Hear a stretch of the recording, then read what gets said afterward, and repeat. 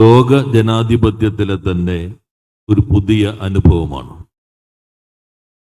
തെരഞ്ഞെടുക്കപ്പെട്ട ഒരു സർക്കാർ തെരഞ്ഞെടുത്ത ജനങ്ങളുടെ അടുത്തേക്ക് ചെല്ലുകയാണ്. കഴിഞ്ഞ 35 ദിവസം, 36 ഒരു ദിവസം സഖാവ് കാനത്തിന്റെ അകാല വിയോഗം മൂലം മാറ്റിവെച്ചു. 136 മണ്ഡലങ്ങൾ, 4 മണ്ഡലങ്ങൾ ഇനി ജനുവരി 1, 2 തീയതികളിൽ പൂർത്തീകരിക്കാനുണ്ട്. ഈ 136 മണ്ഡലങ്ങളിലും മന്ത്രിസഭ ചെന്നു. രാവിലെ പ്രഭാതയോഗങ്ങളിൽ ആ മണ്ഡലത്തിന്റെ ഒരു പരിച്ഛേദം, സമൂഹത്തിന്റെ പരിച്ഛേദം എല്ലാ വിഭാഗത്തിന്റെയും പ്രതിനിധികളുമായി ഞങ്ങൾ ആശയവിനിമയം നടത്തി. ചിലർ പറഞ്ഞു ഇത് പൗരപ്രമുഖർ എന്ന് പറഞ്ഞാൽ ആ മേഖലയിൽ എത്ര വരുമാനമുള്ള ആളുകളാണ്, സമ്പന്നരാണ്, അവരുമായി മാത്രമാണ് കാണുന്നത് എന്നൊക്കെയുള്ള പ്രചാരവേലകളുണ്ടായി. എന്നാൽ ഞങ്ങൾ കണ്ട പൗരപ്രമുഖർ ഞങ്ങളുടെ കാഴ്ചപ്പാടിലെ പൗരപ്രമുഖരാണ്. ആ പൗരപ്രമുഖരിൽ ആദിവാസി ഊരുമുപ്പത്തിയുണ്ട്. SC വിഭാഗത്തിൽ നിന്ന് സർക്കാരിന്റെ പിന്തുണയോടുകൂടി ഉയരങ്ങൾ താണ്ടിയവരുണ്ട്. ഗാർഹിക തൊഴിലാളികളുണ്ട്, ഹരിതകർമ്മസേന അംഗങ്ങളുണ്ട്, കുടുംബശ്രീ പ്രവർത്തകരുണ്ട്, വിദ്യാഭ്യാസ മേഖലയ്ക്കകത്ത് പ്രവർത്തിക്കുന്ന വിദഗ്ധരുണ്ട്, ഗവേഷണ വിദ്യാർത്ഥികളുണ്ട്, വിവിധ മത മേഖലയ്ക്കകത്തുള്ള പുരോഹിതന്മാർ, മതമേധാവികൾ, സാമുദായിക സംഘടനാ പ്രതിനിധികൾ, സാംസ്കാരിക മേഖലയുടെയും കായിക മേഖലയുടെയും പ്രതിനിധികൾ. ഇങ്ങനെ ഒരു സമൂഹത്തിൽ എന്തെല്ലാം വിഭാഗങ്ങളുണ്ടോ ആ വിഭാഗങ്ങളുടെ എല്ലാം പ്രതിനിധികളുമായിട്ടുള്ള ആശയവിനിമയം. സർക്കാർ എന്താണ് ചെയ്യാൻ ഉദ്ദേശിക്കുന്നത്? എന്താണ് കേരളം ഇതുവരെ നേടിയിട്ടുള്ളത്?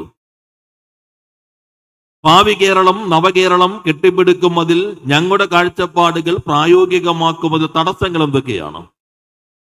ഈ 3 കാര്യങ്ങളാണ് നവകേരള സദസ്സ് പ്രധാനമായും പ്രഭാത യോഗങ്ങളിലായാലും മണ്ഡലങ്ങൾക്കകത്തുള്ള നവകേരള സദസ്സുകളിലായാലും ചർച്ച ചെയ്തുകൊണ്ടിരുന്നത്, ചർച്ച ചെയ്ത് പൂർത്തീകരിച്ചുകൊണ്ടിരിക്കുന്നത്. ഞങ്ങളിതൊരു രാഷ്ട്രീയ പാർട്ടിയുടെ പരിപാടിയായി കണ്ടിട്ടേയില്ല. ഇതൊരു മുന്നണിയുടെ പരിപാടിയല്ല. സർക്കാർ LDF എന്ന് പറയും, ചിലപ്പോൾ UDF സർക്കാരായിരിക്കാം, BJP സർക്കാർ ഉണ്ടായിരിക്കാം. ജനാധിപത്യത്തിൽ തെരഞ്ഞെടുപ്പുകൾ വരെയാണ് കക്ഷി രാഷ്ട്രീയത്തിന്റെ അതിർവരമ്പുകൾ. തെരഞ്ഞെടുക്കപ്പെട്ട സർക്കാർ എല്ലാവരുടെയും സർക്കാരാണ്. കേരളത്തിൽ ഒരേ ഒരു സർക്കാരേയുള്ളൂ. UDFന് മറ്റൊരു സർക്കാരില്ല, BJPക്ക് വേറൊരു സർക്കാരില്ല. LDF ഒരിക്കലും അധികാരത്തിൽ വരരുത് എന്നാഗ്രഹിച്ച് കഷ്ടപ്പെട്ട് പ്രവർത്തിച്ചവർക്കും ഒരു സർക്കാർ മാത്രമേ കേരളത്തിലുള്ളൂ. ആ സർക്കാർ ജനങ്ങൾ ചരിത്രം സൃഷ്ടിച്ചുകൊണ്ട് വീണ്ടും അധികാരത്തിലേക്ക് കൊണ്ടുവന്ന സഖാവ് പിണറായി വിജയൻ നയിക്കുന്ന ഈ സർക്കാർ മാത്രമാണ്. ഈ സർക്കാർ ഒരു ചരിത്രം സൃഷ്ടിച്ചുകൊണ്ടാണ് അധികാരത്തിലേക്ക് പോകുന്നത്. കേരളത്തിന്റെ ചരിത്രത്തിൽ ഇതിനു മുൻപൊരിക്കലും ഒരു മുഖ്യമന്ത്രി കാലാവധി പൂർത്തീകരിച്ചതിന് ശേഷം തെരഞ്ഞെടുപ്പിൽ ജനങ്ങളെ അഭിമുഖീകരിച്ച് വീണ്ടും ഭൂരിപക്ഷം നേടി മുഖ്യമന്ത്രിയായ ചരിത്രമേ ഉണ്ടായിരുന്നില്ല. ആ ചരിത്രത്തെ ഭേദിച്ചുകൊണ്ട് മുഖ്യമന്ത്രിയായിരിക്കെ താൻ നയിച്ച സർക്കാരിന് കൂടുതൽ പിന്തുണയും കൂടുതൽ സീറ്റും നേടിക്കൊണ്ട് വീണ്ടും മുഖ്യമന്ത്രിയായ ആളാണ് സഖാവ് പിണറായി വിജയൻ, കേരളത്തിന്റെ ചരിത്രത്തിൽ ആദ്യമായി. അത് ചിലര് പറഞ്ഞു കിറ്റ് കൊടുത്തിട്ടാണ്, ചിലര് പറഞ്ഞു ജനങ്ങൾക്ക് അബദ്ധം പറ്റിയതാണ്. കേരളത്തിലെ ജനങ്ങളെ അത്ര ചെറുതായി നമ്മൾ കാണാൻ പാടില്ല. ജനങ്ങൾ നിലപാടുകൾ സ്വീകരിക്കുന്നത് ജീവിതാനുഭവങ്ങളുടെ അടിസ്ഥാനത്തിലാണ്. മനുഷ്യനെ മൃഗത്തിൽ നിന്ന് വേർതിരിക്കുന്നത് തിരിച്ചറിവ് കൊണ്ട് എന്നതാണ്. ആ തിരിച്ചറിവുകൾ അനുഭവത്തിൽ നിന്നാണ് വരുന്നത്. ആ തിരിച്ചറിവ് നിലപാടിലേക്ക് എത്തും. നിലപാട് രാഷ്ട്രീയമായി വികസിക്കും. ആ വികാസം തെരഞ്ഞെടുപ്പിൽ വോട്ടായി പ്രതിഫലിക്കും. അതാണ് ഓരോ ഘട്ടത്തിലും തെരഞ്ഞെടുപ്പുകൾക്കകത്ത് ആരാണ് ഭരിക്കേണ്ടത്, ആരാണ് തങ്ങളെ നയിക്കേണ്ടത് എന്ന നിലപാടിലേക്ക് ജനങ്ങൾ എത്തിക്കുന്നത്. കഴിഞ്ഞ തവണ കേരളത്തിലെ ജനങ്ങൾ അനുഭവത്തിന്റെ അടിസ്ഥാനത്തിൽ തീരുമാനിച്ചു ഒരു തുടർച്ചയുണ്ടാകണം. ഇന്ന് രാവിലെ പ്രഭാതയോഗത്തിൽ മലയാളത്തിന്റെ പ്രിയങ്കരനായ കവിയും ഗാനമെഴുത്തുകാരനുമായ ശ്രീകുമാരൻ തമ്പി പറഞ്ഞു, എങ്ങനെയാണ് പിണറായി വിജയൻ എന്ന വ്യക്തി ചരിത്രം സൃഷ്ടിച്ച് വീണ്ടും മുഖ്യമന്ത്രിയായത്? അദ്ദേഹം പറഞ്ഞു, നന്മകൾ ചെയ്തത് കൊണ്ട് മാത്രം. ഞങ്ങളല്ല, ശ്രീകുമാരൻ തമ്പി എന്ന മഹാനായ കവി, നമ്മുടെ മലയാളികളുടെ പ്രിയപ്പെട്ടയാൾ ഇന്ന് രാവിലെ പ്രഭാതയോഗത്തിൽ പറയുകയാണ്, നന്മകൾ ചെയ്തത് കൊണ്ട് മാത്രം. പ്രഭാതയോഗത്തിൽ പങ്കെടുക്കുന്ന എല്ലാവരും ഈ സർക്കാരുമായി കാഴ്ചപ്പാടുകൾ മുന്നോട്ട് വയ്ക്കുന്നു. ഇന്ന് രാവിലത്തെ പ്രഭാതയോഗത്തിൽ Neyyattinkara bishop Shri Vincent Samuel പങ്കെടുത്തു. ഇന്നലത്തെ യോഗത്തിൽ അദ്ദേഹം പങ്കെടുത്തപ്പോ അദ്ദേഹം ചില കാര്യങ്ങൾ പറഞ്ഞു. അദ്ദേഹം പറഞ്ഞു, ഇത് ഏറ്റവും നല്ല കാര്യമാണ്. ജനങ്ങളുടെ അടുത്തേക്ക് വരുന്നു, ജനങ്ങളെ കേൾക്കുന്നു. ഞങ്ങൾക്ക് ചില കാര്യങ്ങളിൽ ചില അഭിപ്രായങ്ങളുണ്ട്, എന്നാൽ ഡയലോഗ് വഴിയാണ് ഏത് പ്രശ്നത്തിനും പരിഹാരം കാണാൻ കഴിയുക. ആ ഡയലോഗിന്റെ, ആ ചർച്ചയുടെ ഒരു വേദിക്ക് ഈ മുഖ്യമന്ത്രിയും മന്ത്രിസഭയും നേതൃത്വം നൽകുന്നു. അതിന് ഞാൻ മുഖ്യമന്ത്രിയെയും മന്ത്രിസഭയെയും അഭിനന്ദിക്കുന്നു. നെയ്യാറ്റിങ്കര ബിഷപ്പ് സാധാരണ പ്രഭാത യോഗങ്ങളിൽ നിന്ന് വ്യത്യസ്തമായി അഭിപ്രായം പ്രകടിപ്പിച്ചതിന് ശേഷം അദ്ദേഹം കരുതിക്കൊണ്ടുവന്ന ഷോൾ എടുത്തു പറഞ്ഞു, എനിക്ക് മുഖ്യമന്ത്രിയെ ഒരു ഷോൾ അണിയിക്കണം. സാധാരണ പ്രഭാത യോഗങ്ങളിൽ അത്തരം ചടങ്ങുകളില്ല. മുഖ്യമന്ത്രിയുടെ അതിഹ്രസ്വമായ ഒരു ആമുഖ പ്രസംഗം, ചിലപ്പോൾ അതും ഒഴിവാക്കും. കൂടുതൽ മണ്ഡലങ്ങളിൽ നിന്നുള്ള ആളുകൾ ഉണ്ടെങ്കിൽ അവർക്ക് സംസാരിക്കാൻ കൂടുതൽ സമയം വേണമല്ലോ എന്ന് കരുതി മുഖ്യമന്ത്രി ചില സന്ദർഭങ്ങളിൽ ആമുഖ പ്രഭാഷണവും ഒഴിവാക്കിയിട്ടുണ്ട്. പിന്നെ അഭിപ്രായങ്ങൾ രേഖപ്പെടുത്തും, അവസാനം മുഖ്യമന്ത്രി പ്രതികരിക്കും. അല്ലാതെയുള്ള സ്വീകരണം, ആദരവ് പ്രകടിപ്പിക്കൽ, ഇത് ആ ഭാഗത്തുള്ള കാര്യമല്ല. എന്നാൽ നെയ്യാറ്റിങ്കര ബിഷപ്പ് പറഞ്ഞു, എനിക്ക് ഈ ഗവൺമെന്റിനെ, മുഖ്യമന്ത്രിയെ സ്വീകരിക്കേണ്ടതുണ്ട് എന്ന് പറഞ്ഞ് അദ്ദേഹം അവിടെ വെച്ച് ഷോൾ എടുത്ത് മുഖ്യമന്ത്രി അണിയിച്ചു. അവസാന ദിവസങ്ങളിൽ എത്തുമ്പോഴും എല്ലാ വിഭാഗവും അവിടേക്ക് വരികയാണ്. ഞങ്ങളുടെ പ്രഭാത സദസ്സിനകത്ത് പങ്കെടുത്ത ഒരു പെൺകുട്ടി പറഞ്ഞു, എനിക്ക് പൈലറ്റ് ആകണമെന്ന് ആഗ്രഹമുണ്ടായിരുന്നു. ഞാൻ SC വിഭാഗത്തിൽപ്പെട്ട കുട്ടിയാണ്. ആ സ്വപ്നം ഒരിക്കലും സാക്ഷാത്കരിക്കപ്പെടാൻ കഴിയില്ല എന്ന് കരുതി, എന്റെ സ്വപ്നങ്ങൾക്ക് ഒരിക്കലും ചിറക് ലഭിക്കില്ല എന്ന് തന്നെയാണ് ഞാൻ കരുതിയിരുന്നത്. എന്നാൽ ഈ സർക്കാർ എന്നെ ചേർത്ത് പിടിച്ചു. എന്നെ മാത്രമല്ല, എന്നെ പോലെയുള്ള 5 പേരെ SC വിഭാഗത്തിൽപ്പെട്ടവർക്ക് 35 ലക്ഷം രൂപ ചെലവഴിച്ചുകൊണ്ട് പൈലറ്റ് ട്രെയിനിങ്ങിന് ആവശ്യമായ എല്ലാ സൗകര്യവും നൽകി. ഞാൻ ഈ പ്രഭാതയോഗത്തിൽ പങ്കെടുക്കുന്നത് അഭിമാനത്തോടെ പൈലറ്റ് ലൈസൻസ് നേടിയിട്ടുള്ള ആദ്യത്തെ SC പെൺകുട്ടിയായിട്ടാണ് എന്ന് സങ്കീർത്തന പ്രഭാതയോഗത്തിൽ പറയുന്നു. ഇന്ത്യയിൽ എവിടെയെങ്കിലും നിങ്ങൾക്ക് ഇത് കാണാൻ കഴിയുമോ? ചിലർ പറയുന്ന കേരളം കുഴപ്പമാണ് എന്ന് പ്രചരിപ്പിക്കുന്ന ആളുകൾ പറയേണ്ട, മനസ്സിലാക്കേണ്ട കാര്യങ്ങളുണ്ട്. ഇന്ത്യയിൽ എവിടെയെങ്കിലും SC വിഭാഗത്തിൽപ്പെട്ട ഒരു പെൺകുട്ടിക്ക് പൈലറ്റ് ആകണമെന്ന് ആഗ്രഹമുണ്ടെങ്കിൽ ആ കുട്ടിയെ ചേർത്ത് പിടിച്ച് എല്ലാ പിന്തുണയും നൽകി, സ്വപ്നങ്ങൾക്ക് ചിറക് നൽകി ജീവിതത്തെ ഔന്നത്യത്തിലേക്ക് എത്തിക്കാൻ കഴിയുമോ? കഴിയുന്ന ഇന്ത്യയിലെ ഏക ഇടത്തിന്റെ പേരാണ് കേരളം. ഇന്നലെ മുഖ്യമന്ത്രിയുടെ മറുപടി പ്രസംഗത്തിലേക്ക് എത്തുകയാണ്. ഇപ്പോ ഒരു 10:10 ആവുമ്പോഴേക്കും പ്രഭാത യോഗത്തിലെ ചർച്ചകൾ തീരും.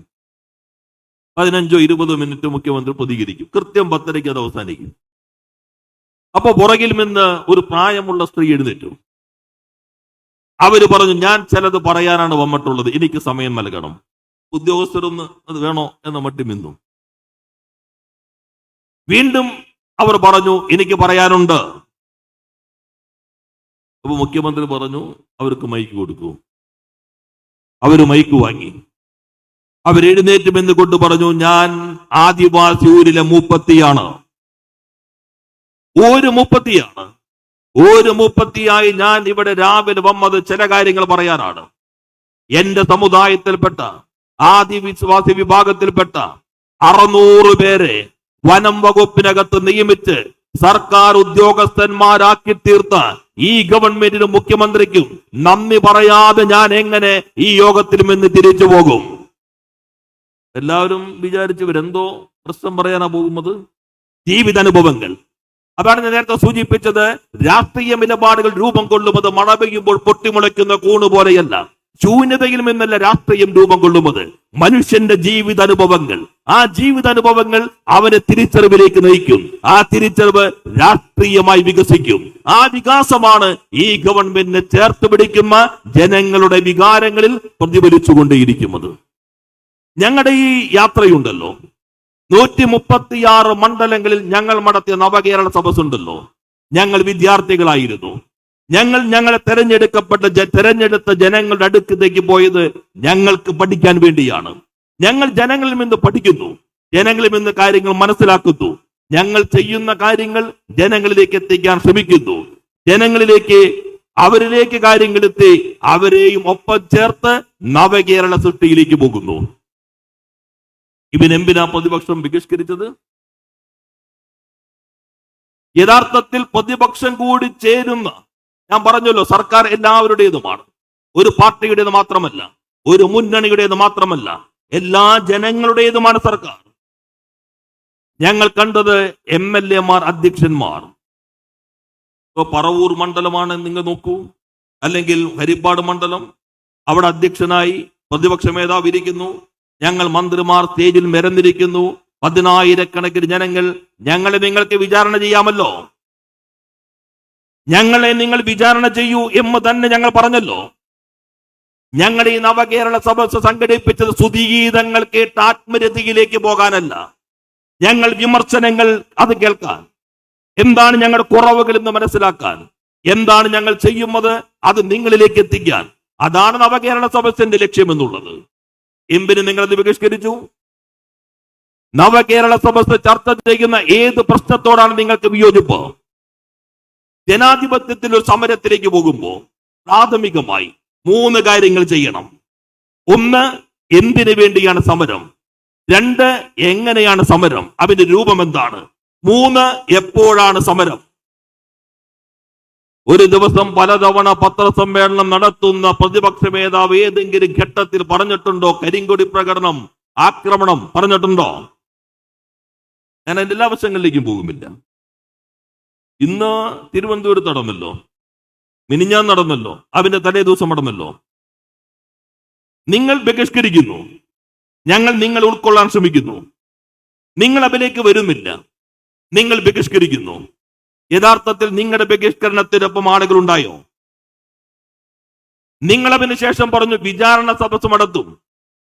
എത്ര സ്ഥലത്ത് നിങ്ങൾക്ക് നടത്താൻ കഴിഞ്ഞു? നിങ്ങൾക്ക് വിചാരണ നടത്താൻ ഞങ്ങൾ ഒരു സദസ്സ് ഒരുക്കി നൽകിയുള്ളൂ. ആ സദസ്സിനെ നിങ്ങൾ ഒഴിവാക്കി. നിങ്ങളൊരു വിചാരണ സദസ്സ് സംഘടിപ്പിക്കാൻ തീരുമാനിച്ചു. സ്വാഭാവിക മരണത്തിലേക്ക് പോയില്ലേ? നിങ്ങളുടെ കൂടെ നിൽക്കുന്നവരെ നിങ്ങൾക്ക് ബോധ്യപ്പെടുത്താൻ പറ്റിയോ രാഷ്ട്രീയമായി? നവകേരള സദസ്സുമായി സഹകരിക്കരുത് എന്ന് തങ്ങൾ നേതൃത്വം നൽകുന്ന തദ്ദേശ സ്വയംഭരണ സ്ഥാപനങ്ങളോട് അഭ്യർത്ഥിച്ചു. പ്രതിപക്ഷ മേധാവിന്റെ മണ്ഡലത്തിലെ മുനിസിപ്പാലിറ്റി, അദ്ദേഹത്തിന്റെ പാർട്ടി നയിക്കുന്ന മുനിസിപ്പാലിറ്റി ഏകകണ്ഠമായി സഹകരിക്കാൻ പറഞ്ഞു.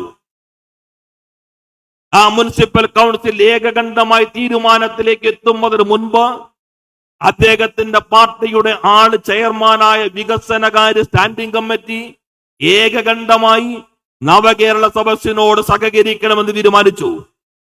ആ സ്റ്റാൻഡിംഗ് കമ്മിറ്റിയുടെ തീരുമാനം മുനിസിപ്പൽ കൗൺസിൽ ഏകകണ്ഠമായി അംഗീകരിച്ചു. നിങ്ങൾക്ക് നിങ്ങളുടെ മണ്ഡലത്തിലെ മുനിസിപ്പാലിറ്റിയെ നിങ്ങളെടുത്ത രാഷ്ട്രീയ തീരുമാനം ബോധ്യപ്പെടുത്താൻ കഴിഞ്ഞോ? പിന്നെ ലജ്ജാകരമായ കാഴ്ചയ്ക്ക് കേരളം സാക്ഷ്യം വഹിക്കേണ്ടി വന്നില്ലേ? പത്രസമ്മേളനം നടത്തി തന്റെ പാർട്ടിയുടെ മുനിസിപ്പൽ ചെയർമാനോട് ഈ തീരുമാനം മാറ്റിയില്ലെങ്കിൽ നിങ്ങൾക്ക് സ്ഥാനം നഷ്ടപ്പെടുമെന്ന് പരസ്യമായി ഭീഷണിപ്പെടുത്തുന്ന ലജ്ജാകരമായ കാഴ്ച നമ്മൾ കേരളത്തിൽ കണ്ടില്ലേ? നിങ്ങൾ പ്രതിഷേധം സംഘടിപ്പിച്ചു. മലപ്പുറത്ത് മുസ്ലിം ലീഗിന്റെ ജനറൽ സെക്രട്ടറി ശ്രീ കുഞ്ഞാലിക്കുട്ടി പറഞ്ഞു ഇവിടെ പ്രതിഷേധമില്ല. പിന്നെ നിങ്ങൾ മുന്നണിയുടെ കെട്ടുറപ്പിനെ ബാധിക്കുമെന്ന് പറഞ്ഞപ്പോ പിറ്റേ ദിവസം തിരുത്തി എന്നത് യാഥാർത്ഥ്യം. നിങ്ങളുടെ പാർട്ടിക്കകത്തുള്ളവരെ നിങ്ങൾക്ക് ബോധ്യപ്പെടുത്താൻ കഴിഞ്ഞോ?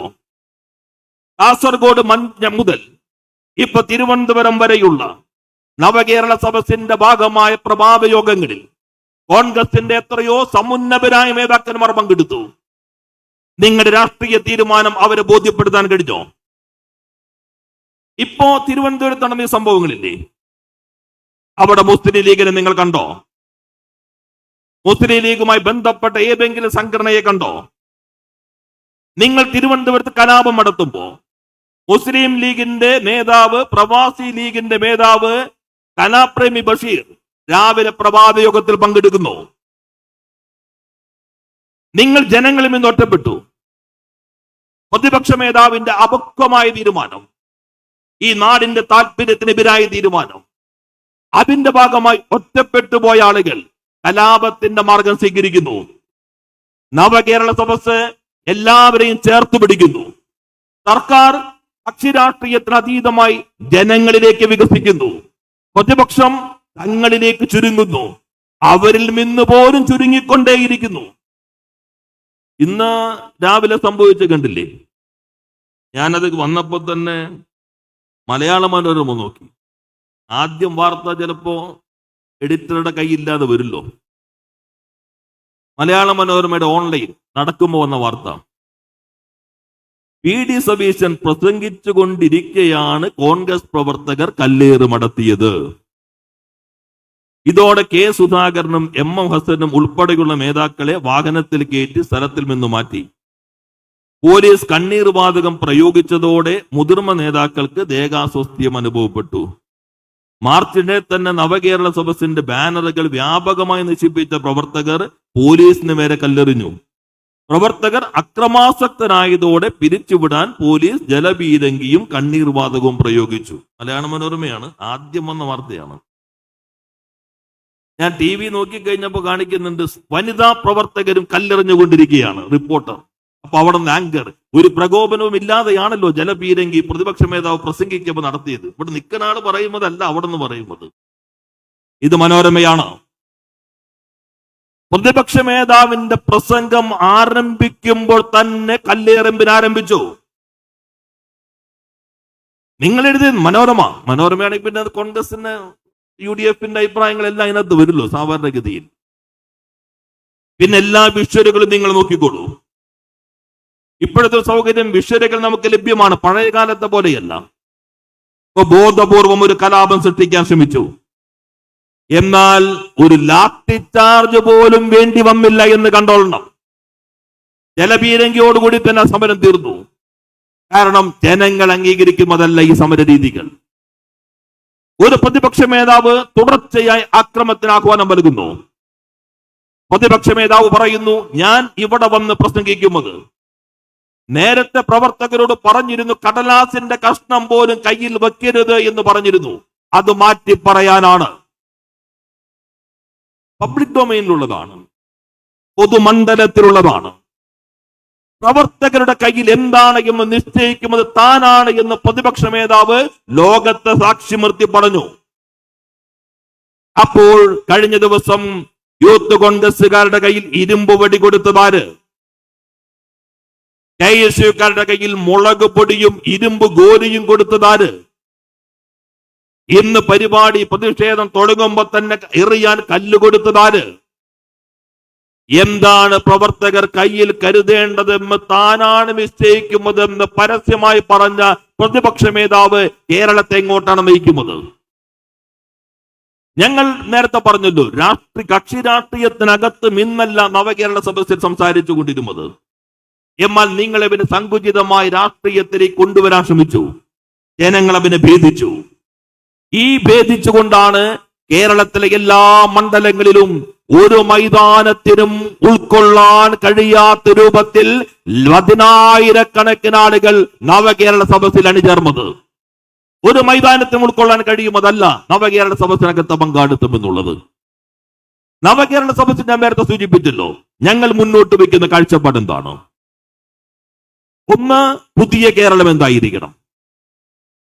ആ പുതിയ കേരളം ആർജിച്ചിട്ടുള്ള നേട്ടങ്ങളുടെ ശക്തിപ്പെടുത്തൽ, കേരള മാതൃകയെന്ന് ലോകമെങ്ങാടും അറിയപ്പെടുന്ന ആ മാതൃകയുടെ കുറവുകൾ പരിഹരിച്ചുകൊണ്ട് മുന്നോട്ട് പോകൽ.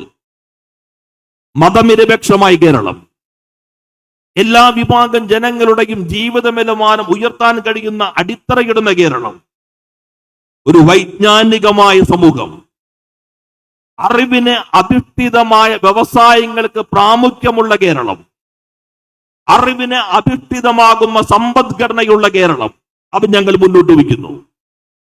നമ്മുടെ വിദ്യാഭ്യാസ മേഖലയിൽ ഉണർവിനെ ഇനി കേന്ദ്രീകരിക്കേണ്ടത് ഉന്നത വിദ്യാഭ്യാസ രംഗത്താണ്. ഉന്നത വിദ്യാഭ്യാസ രംഗത്ത് കേരളം മുന്നോട്ട് വരണം.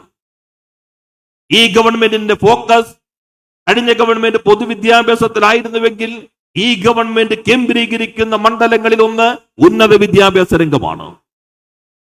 ഇന്ന് നമുക്ക് അഭിമാനത്തോടു കൂടി പറയാം, കേരളത്തിലെ ഒരു സർവകലാശാല ഇന്ത്യയിൽ ആദ്യമായി സംസ്ഥാന സർവകലാശാലകളിൽ നാക് ഗ്രേഡിംഗിൽ A++ നേടി. കേരള സർവകലാശാല ലോകത്തിലെ ആദ്യത്തെ 500 സർവകലാശാലകളുടെ കൂട്ടത്തിൽ കേരളത്തിൽ ഒരു സർവകലാശാല ഇടം നേടി, MG സർവകലാശാല. കേരളത്തിലെ എല്ലാ സർവകലാശാലകളും റാങ്കിംഗ് മെച്ചപ്പെടുത്താൻ കഴിഞ്ഞു. കഴിഞ്ഞ ദിവസം times of India, Malayala പത്രങ്ങളിലൊന്നും കാണാനിടയില്ല, times of ഇന്ത്യയിൽ വന്നൊരു വാർത്ത, കേരളത്തിലേക്ക് വരുന്ന കുട്ടികളുടെ എണ്ണം. Times of India, this year has gone up significantly the presence of foreign students. The university received application from 1,600 candidates from 45 countries. 45 രാജ്യങ്ങളിൽ നിന്ന് 1600 വിദ്യാർത്ഥികളുടെ അപേക്ഷ കേരള യൂണിവേഴ്സിറ്റിയിൽ ലഭിച്ചിരിക്കുന്നു. ചിലർ പറഞ്ഞു കേരളത്തിലെ university. Times of India Kerala യൂണിവേഴ്സിറ്റിയിൽ മാത്രം.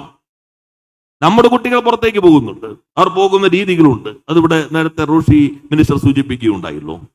നമ്മുടെ വിദ്യാഭ്യാസ സ്ഥാപനങ്ങൾ മാറിക്കൊണ്ടിരിക്കുന്നു. കേരളത്തിൽ നിന്ന് നേരത്തെ കുട്ടികൾ പുറത്തേക്ക് പോകുമ്പോ അവര് കേംബ്രിഡ്ജ്, ഹാർവാർഡ്, അല്ലെങ്കിൽ യേല്, മറ്റ് ഓക്സ്ഫോർഡ് ഇങ്ങനെയുള്ള യൂണിവേഴ്സിറ്റികളാണ് പോയിരുന്നത്. ഇന്ന് നിങ്ങൾ ചോദിക്കും എവിടെ പോകുന്നു? UK പോണു, കാനഡ പോണു, ഏത് യൂണിവേഴ്സിറ്റി അതവർക്കറിയില്ല. ചെല്ലുമ്പോ തന്നെ പാർട്ട് ടൈം ജോലിയാണ്. അപ്പൊ എന്താണോ അവരെ പുറത്തേക്ക് നയിക്കുന്നത് അതുകൂടി മനസ്സിലാക്കി നമുക്ക് അവിടെ മാറ്റങ്ങൾ വരുത്താൻ കഴിയണം. ആ മാറ്റങ്ങൾക്ക് നേതൃത്വം നൽകാൻ ഗവൺമെന്റ് ശ്രമിക്കുന്നു. നമ്മുടെ കരിക്കുലം മാറ്റുന്നു, പെഡഗോഗി മാറ്റുന്നു. വിദ്യാർത്ഥികൾക്ക് പഠിക്കുമ്പോൾ തന്നെ ജോലി ചെയ്യാൻ കഴിയുന്ന രൂപത്തിൽ ക്യാമ്പസുകളിൽ ഇൻഡസ്ട്രിയൽ പാർക്ക് വരുന്നു. കേരളത്തിലെ സ്റ്റാർട്ടപ്പുകൾ, എല്ലാ യൂണിവേഴ്സിറ്റികൾക്കകത്തും ആയിരക്കണക്കിന് സ്റ്റാർട്ടപ്പുകൾ. ഇന്നത്തെയും ഇന്നലത്തെയും ഒക്കെ പ്രഭാതയോഗങ്ങളിൽ കുട്ടികൾ വരികയാണ്. സ്റ്റാർട്ടപ്പ് സംവിധാനത്തിൽ നമ്മൾ ലോകത്തിലെ തന്നെ ഏറ്റവും മെച്ചപ്പെട്ട സംവിധാനമാണ്. ഒരു പ്രഭാതയോഗത്തിൽ ഓപ്പൺ എന്ന് പറയുന്ന സ്റ്റാർട്ടപ്പിന്റെ ഉടമ അതിനകത്ത് പങ്കെടുത്തു. ഓപ്പൺ 8,000 കോടി ടേൺ ഓവർ ഉള്ള കേരളത്തിൽ നിന്നുള്ള ആദ്യത്തെ യൂണിക്കോൺ സ്റ്റാർട്ടപ്പ്. മറ്റൊരു പ്രഭാതയോഗത്തിൽ ഇന്റർവെൽ എന്ന സ്റ്റാർട്ടപ്പിന്റെ പ്രതിനിധി പങ്കെടുത്തു. സ്കൂൾ വിദ്യാഭ്യാസത്തിന്റെ കാര്യത്തിൽ ലോകം നോക്കുന്ന പ്രധാനപ്പെട്ട രാജ്യങ്ങളൊന്ന് ഫിൻലാൻഡ്. ആ ഫിൻലാൻഡ് ലോകത്തിൽ നിന്നുള്ള എല്ലാ IT സ്ഥാപനങ്ങളിൽ നിന്നും അപേക്ഷകൾ ക്ഷണിച്ച് അവര് തെരഞ്ഞെടുത്ത ഒരേയൊരു സ്ഥാപനം കേരളത്തിൽ നിന്ന് മലപ്പുറത്ത് 4 കുട്ടികൾ ആരംഭിച്ച ഇന്റർവെൽ. കഴിഞ്ഞ ദിവസം ഇന്ത്യ ഗവൺമെന്റ് ആർട്ടിഫിഷ്യൽ ഇന്റലിജൻസിന് അടിസ്ഥാനപ്പെട്ട സ്റ്റാർട്ടപ്പുകളുടെ 3 കമ്പനികൾ, അതിലൊന്ന് കേരളത്തിൽ നിന്ന് ജിനോ റോബോട്ടിക്സ്.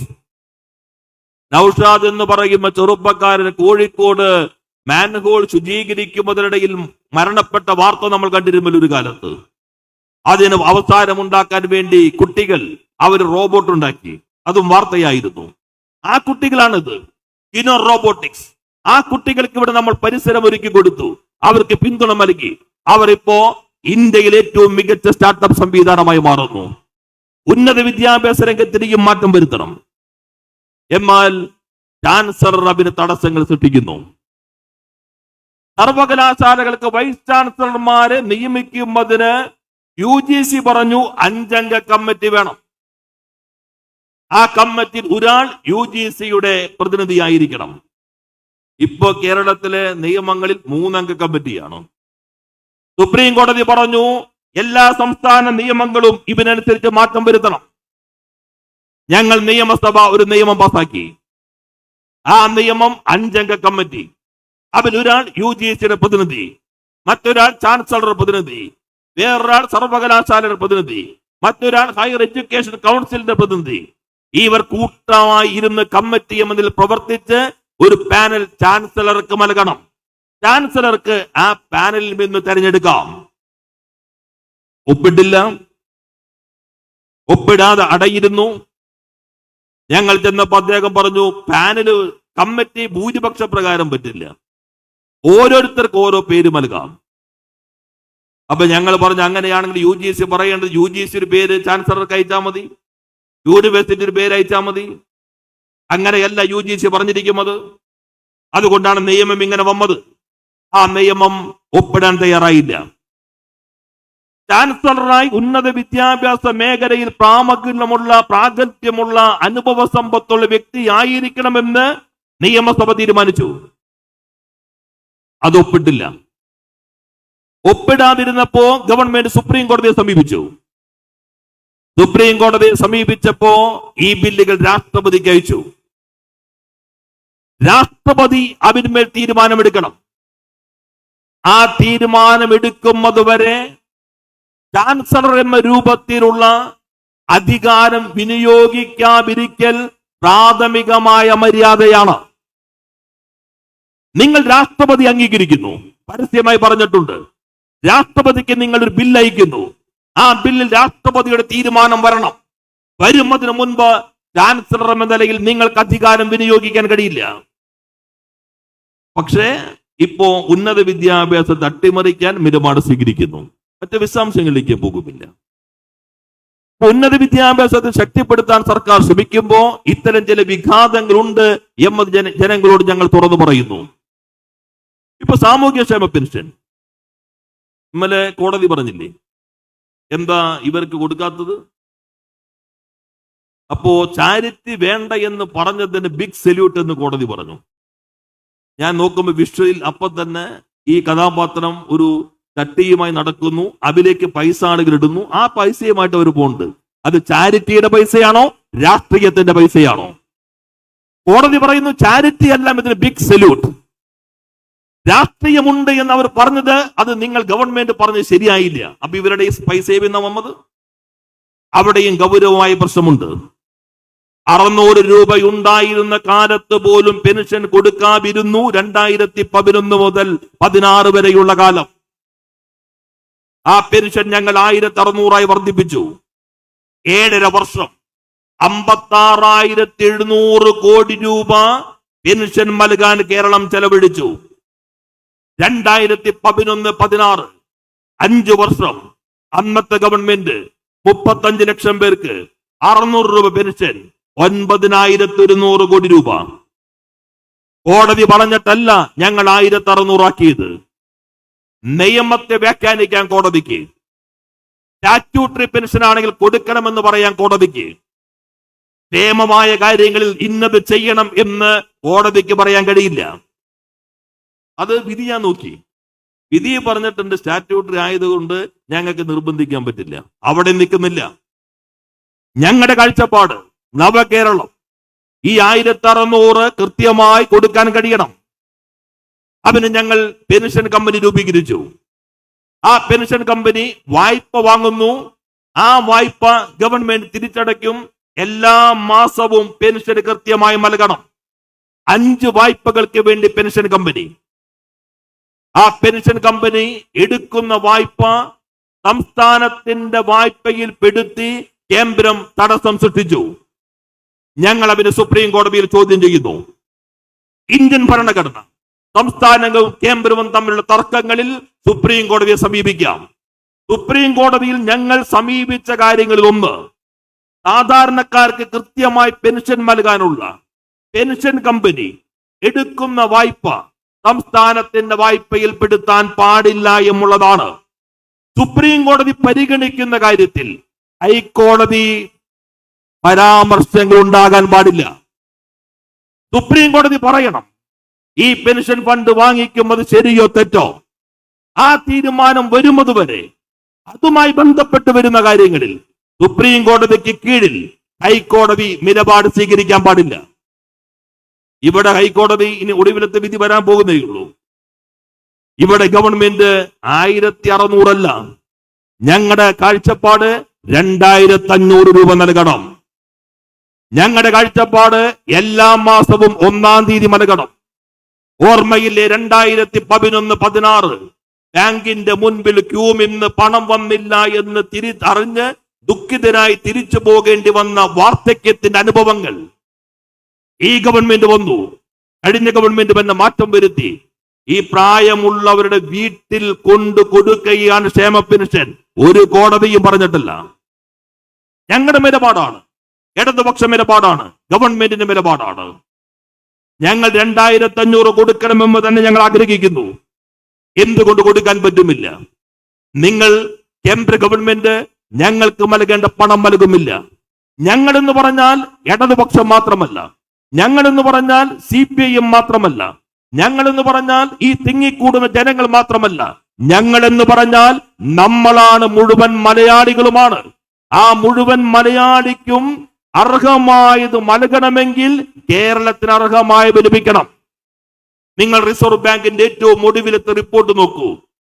ആ റിപ്പോർട്ടിൽ ഓരോ സംസ്ഥാനങ്ങളെയും വിലയിരുത്തുന്നുണ്ട്. കേരളത്തിന്റെ ആഭ്യന്തര നികുതി വരുമാനം മൊത്തം വരുമാനത്തിന്റെ 78%, 78.7. 100 രൂപ കേരളത്തിന് മൊത്തം വരുമ്പോ നമ്മുടെ സ്വന്തം വരുമാനം 78.7. കേന്ദ്രം നൽകുന്നത് 21.3% മാത്രം. കേന്ദ്രം നൽകുന്നത് അച്ചടിച്ച് നൽകുന്നതല്ല, ഇവിടെ നിന്ന് കൊണ്ടുപോകുന്നതിന്റെ വിഹിതമാണ്. ആ വിഹിതം ഇപ്പോൾ 21.3. നേരത്തെ ഇത് 48 ആയിരുന്നു. ഇത് 21.3 ചുരുങ്ങി. കഴിഞ്ഞ വർഷത്തെ മാത്രം 56,700 കോടി രൂപ നമുക്ക് ലഭിക്കേണ്ടത് വെട്ടിക്കുറച്ചു. നമ്മൾ ചെലവഴിച്ച കേന്ദ്ര പദ്ധതികളുടെ 5,600 കോടി രൂപ നിഷേധിച്ചു. ഇവ രണ്ടും കൂടുമ്പോ 62,000 കോടി. ഞങ്ങൾ കൃത്യമായി പെൻഷൻ കൊടുക്കണമെന്ന് പറയുന്ന ആളുകൾ, നിങ്ങളുടെ ആഘോഷങ്ങളെ കുറിച്ച് പറയുന്ന ആളുകൾ, അവര് പറയണം ഈ 68,700 കോടി നിങ്ങൾ കേരളത്തിന് കൊടുക്കൂ. അങ്ങനെ കൊടുത്താൽ 1,600 അല്ല 2,500 രൂപ പെൻഷൻ എല്ലാ മാസവും നൽകാൻ ഉച്ചാശക്തിയുള്ള സർക്കാരാണ് കേരളം ഭരിക്കുന്നത്. ഞങ്ങൾക്ക് അങ്ങനെ നൽകിയാൽ കേരളത്തിലെ എല്ലാ മനുഷ്യർക്കും വീട് നൽകും. ഞങ്ങൾ ഇന്ത്യയിൽ ഏറ്റവും കൂടുതൽ ഒരു വീടിന് 4 ലക്ഷം രൂപ നൽകുന്ന സർക്കാരാണ് കേരളം ഭരിക്കുന്നത്. നിങ്ങൾ 72,000 നൽകുന്നു കേന്ദ്രം, ഞങ്ങൾ 4 ലക്ഷം നൽകുന്നു. ആദിവാസികൾക്ക് വനത്തിൽ താമസിക്കുന്ന സാഹചര്യം പരിഗണിച്ച് ഞങ്ങൾ 6 ലക്ഷം നൽകുന്നു. നിങ്ങൾ ഈ 72,000 നൽകുന്നവർ നിങ്ങളുടെ പടം വെക്കണമെന്ന് പറയുന്നു. 4 ലക്ഷം നൽകുമ്പോൾ ഞങ്ങൾ പറയുന്നു ഞങ്ങളുടെ ആരുടെയും പടം വെക്കരുത്. കാരണം ഇത് ഞങ്ങളുടെ കയ്യിൽ നിന്നുള്ള പണമല്ല, ജനങ്ങളുടെ പണമാണ്, ഔദാര്യമല്ല, അവകാശമാണ്. അതാണ് ഇടതുപക്ഷ കാഴ്ചപ്പാട്. നിങ്ങൾ കേന്ദ്രം ഞങ്ങൾക്ക് നൽകാനുള്ള പണം നൽകൂ. എല്ലാ മനുഷ്യരും അടച്ചുറപ്പുള്ള വീടുകളിൽ താമസിക്കും. നിങ്ങൾ ഞങ്ങൾക്ക് നൽകാനുള്ള പണം നൽകൂ. കേരളത്തിന്റെ പശ്ചാത്തല സൗകര്യം അതിവേഗത്തിൽ വികസിക്കും. നിങ്ങൾ ഞങ്ങൾക്ക് നൽകാനുള്ള പണം നൽകൂ. എല്ലാ ക്ഷേമകാര്യങ്ങളും കൃത്യമായി നൽകാൻ കഴിയും. അത് കേരളത്തിന്റെ വികാരമാണ്. നവകേരള സദസ്സ് ഈ വികാരം ഉയർത്തിപ്പിടിക്കുന്നു. 136 മണ്ഡലങ്ങളിൽ മനുഷ്യർ കക്ഷി രാഷ്ട്രീയത്തിന്റെ അതിർവരമ്പുകൾക്ക് അതീതമായി, ജാതിമത ചിന്തകളുടെ അതിർവരമ്പുകൾക്ക് അതീതമായി ഒരേ ശരീരമായി ഉയർന്നു നിന്നുകൊണ്ട് സങ്കുചിതമായ കക്ഷി രാഷ്ട്രീയത്തിന്റെയും വ്യക്തി താല്പര്യങ്ങളുടെയും നിലപാടുകൾ സ്വീകരിക്കുന്ന ഒരു ചുരുങ്ങിപ്പോയ പ്രതിപക്ഷത്തെ ഒഴിവാക്കി കഴിഞ്ഞാൽ ഒരേ രൂപത്തിൽ കേരളം പറയുന്നു നമുക്ക് നൽകാനുള്ളത് നൽകിയേ മതിയാകൂ. അതുകൊണ്ട് നവകേരള സദസ്സ് ഈ കാഴ്ചപ്പാട് മുന്നോട്ട് വയ്ക്കുന്നു. ഇതിനോടൊപ്പം ജനങ്ങളാകെ അണിചേരുന്നു. ഈ സർക്കാർ, ഈ മന്ത്രിസഭ, നിങ്ങൾ തെരഞ്ഞെടുത്ത മന്ത്രിസഭ ജനങ്ങളിൽ നിന്ന് കൂടുതൽ ഊർജം സംഭരിക്കുന്നു. ഞങ്ങൾ വടക്ക് നിന്ന് ഇങ്ങോട്ട് എത്തുമ്പോ വടക്കോട്ട് പോയവരായിട്ടല്ല ഞങ്ങൾ വരുന്നത്. ഞങ്ങളുടെ സിരകളിൽ കുറെ കൂടി ഊർജം വന്നിരിക്കുന്നു. ഞങ്ങളുടെ ചിന്തകൾക്ക് കുറെ കൂടി വെളിച്ചം വന്നിരിക്കുന്നു. ഞങ്ങൾക്ക് കുറെ കൂടി നിശ്ചയദാർഢ്യത്തിന്റെ കരുത്തുണ്ടായിരിക്കുന്നു. ആ കരുത്ത് ഞങ്ങൾ സ്വാംശീകരിച്ചത് ഈ നാട്ടിലെ ജനങ്ങളിൽ നിന്നാണ്. ആ കരുത്തുമായി നവകേരള നിർമ്മിതിയിൽ ഈ ഗവൺമെന്റ് മുന്നോട്ട് പോകുമ്പോൾ നമുക്കൊന്നിച്ച് ഈ കേരളത്തെ കുറെ കൂടി ഔന്നത്യത്തിലേക്ക് ലോകത്തിന്റെ ഏത് വികസിത രാജ്യവുമായി കിടപിടിക്കാവുന്ന മികവുള്ള കേരളമാക്കി മാറ്റാം. അതിന് നിങ്ങൾ എല്ലാവരും ഒപ്പമുണ്ടാകണമെന്ന് അഭ്യർത്ഥിച്ചുകൊണ്ട് ഇവിടെ ഒത്തുചേർന്നിരിക്കുന്ന മുഴുവൻ ആളുകളെയും മന്ത്രിസഭയ്ക്ക് വേണ്ടി അഭിവാദം ചെയ്തുകൊണ്ട് ഞാൻ എന്റെ വാക്കുകൾ അവസാനിപ്പിക്കുന്നു. എല്ലാവർക്കും നന്ദി, നമസ്കാരം.